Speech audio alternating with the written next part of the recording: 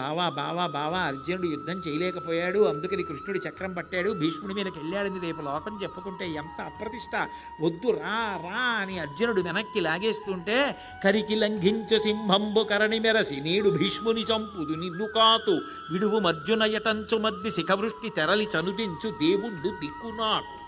ఏదో వీధుల్లో కొట్టుకుంటూ ఉంటారే, బలాఢ్యులైనటువంటి వ్యక్తులు ఒకడు పట్టుకుని వెనక్కి లాగుతుంటే ఉండి వాళ్ళ వీడి సంగతి చూస్తానని దూకేస్తుంటాడు కోపంతో.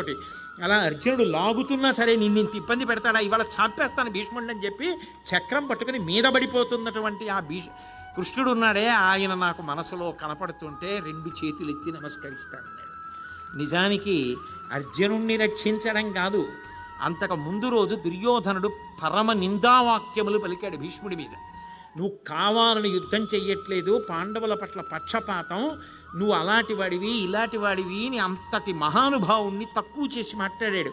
భీష్ముడంటే ఏమిటో నీకేం తెలుసురా దుర్మార్గుడా, అంతటి మహానుభావుణ్ణి తక్కువ చేస్తావా?